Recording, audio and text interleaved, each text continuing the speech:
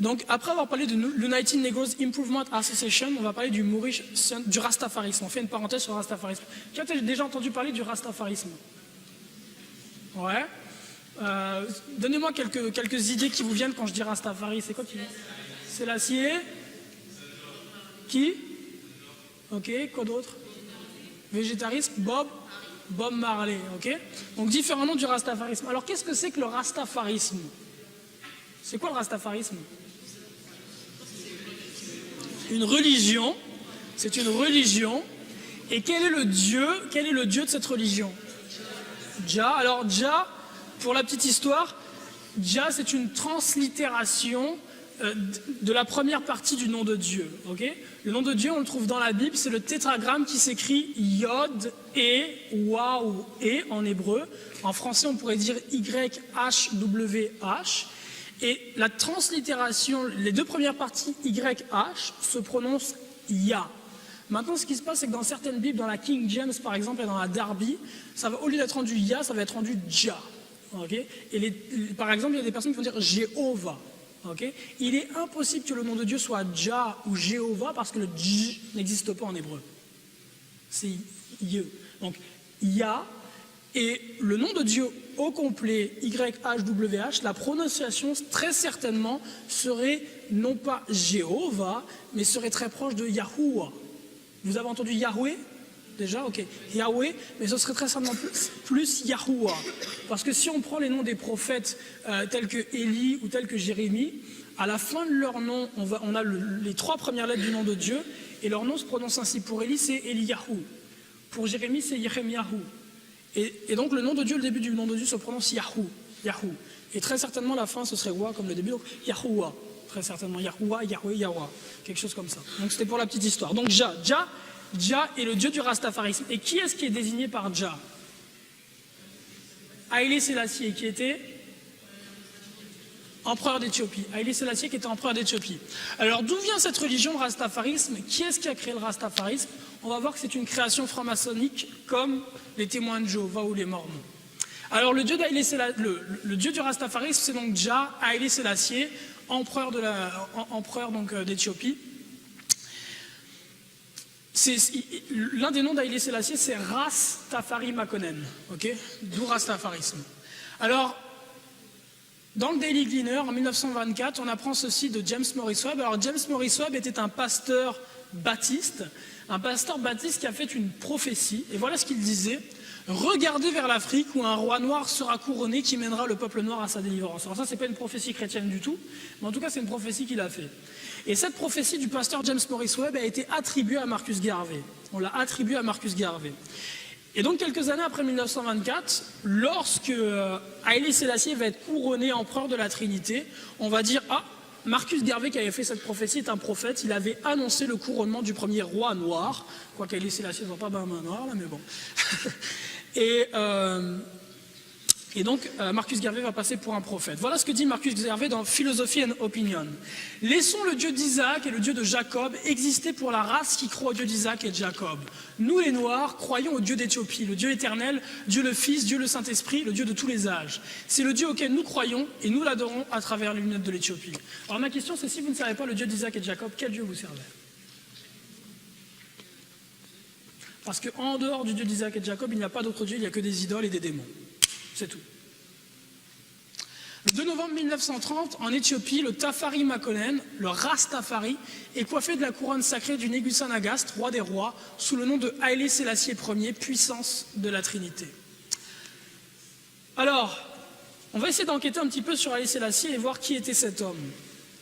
Dans un livre intitulé Police Files, The Spoken Experience, un livre donc qui est écrit par le professeur Ken Halls de l'université de Pittsburgh, on apprend ceci. C'est un livre qui n'a rien à voir avec Haïlé Sélassié, mais il y a une petite parenthèse dedans. C'est un livre qui a à voir avec la vie comment on appelle ça, d'un commissariat de police. Kay Walkoff, un autre membre des Prince Hall, se vantait disant que lorsque Haïlé Sélassié était aux États-Unis, il disait ceci: je lui ai donné la poignée de main des maçons. Donc ce policier disait que lorsque Haïlé Sélassié était aux États-Unis, il a donné la poignée de main des maçons à Haïlé Sélassié, donc la fameuse grip des francs-maçons. Okay, donc c'est pas très pertinent comme élément pour déterminer qu'Haïlé Sélassié était franc-maçon, mais en tout cas, ça nous donne peut-être une idée. Est-ce qu'Haïlé Sélassié était franc-maçon? Si on va dans l'encyclopédie de la franc-maçonnerie, écrit par Albert Gallatin, Mackay et remise à jour par Haywood, en page 1152, à propos de l'Afrique, on apprend ceci. Afrique, continent 2. Haïlé Sélassié, l'empereur, préparait l'établissement de loges en Abyssinie. Donc, préparer l'établissement de loges en Abyssinie, c'est un ancien nom pour l'Éthiopie, peu de temps avant sa conquête par les Italiens, donc le Duce Mussolini durant la Seconde Guerre mondiale. Petite question, dans une entreprise, qu'est-ce qui choisit de faire comment on appelle ça déjà? Qui choisit de délocaliser dans une entreprise? Qui choisit de faire de la délocalisation? Celui qui passe le balai ou celui qui dirige l'entreprise? Si Haïlé Sélassié était en train de travailler sur l'implantation de loges maçonniques en Afrique, ça signifie qu'il avait quel statut dans la maçonnerie? Le plus élevé. Le plus élevé statut dans la franc-maçonnerie. Donc Haïlé Sélassié était un franc-maçon du très haut degré, et c'est l'encyclopédie de la franc-maçonnerie qui nous le rapporte.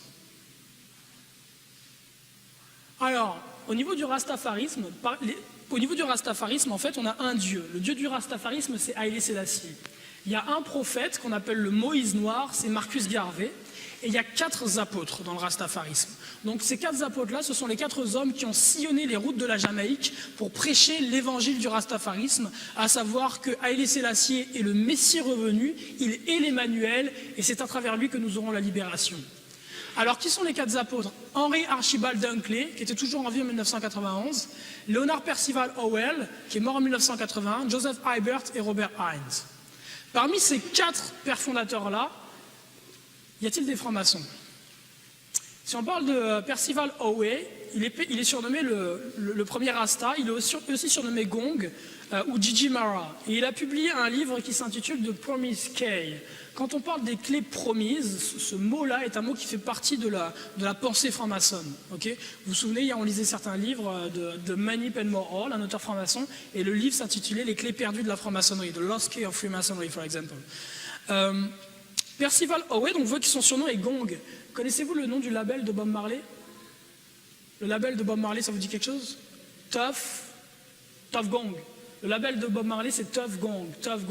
Et pourquoi est-ce que Bob Marley avait appelé son label Tough Gong? En fait, le gourou de Bob Marley, c'était Percival Howell. Howell était le gourou de Bob Marley.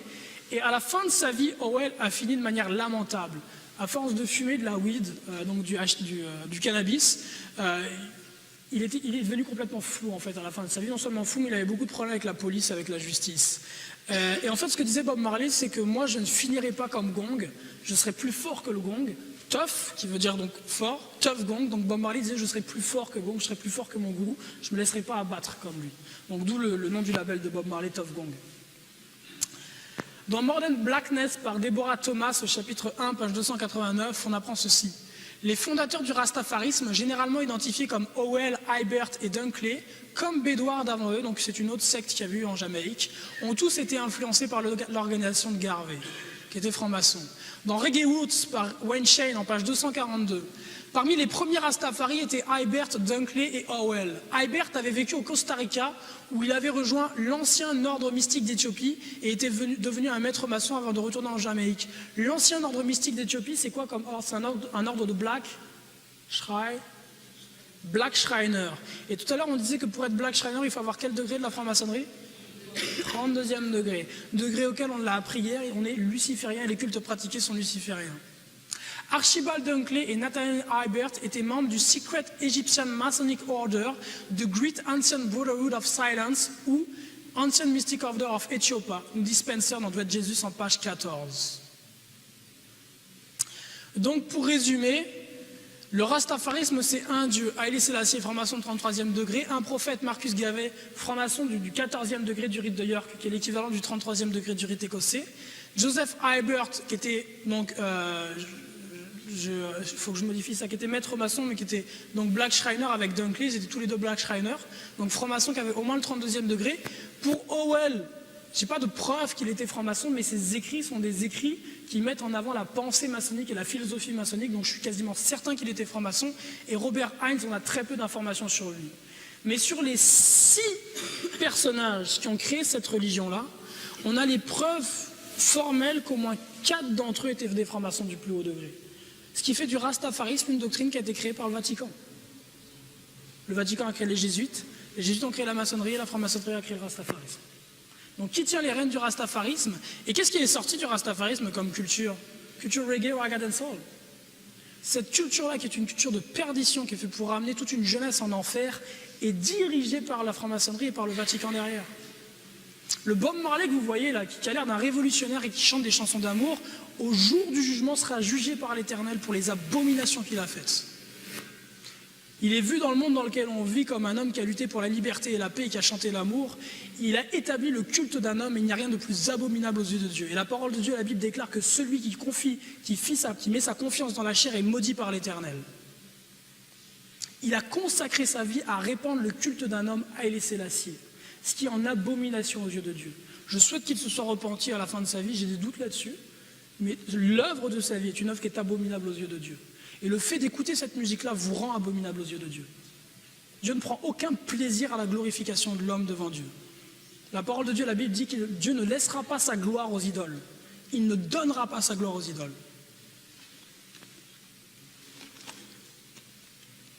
Capleton et puis tous les autres, on parlera, là on n'est pas, c'est pas le sujet là maintenant, mais dans les dernières présentations on va parler du dancehall, on va parler du reggae, on va parler du ragga et tout ça.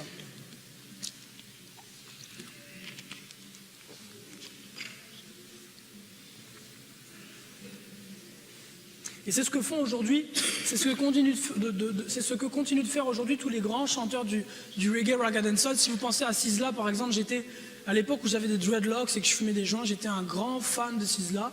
Et l'une des tracks les plus connues de Sizzla est intitulée Praise Ye Jah. Praise Ye Jah, praise the Emperor, Haile Selassie, King of Kings. Priez Jah, priez l'empereur, priez Haile Selassie, le roi des rois.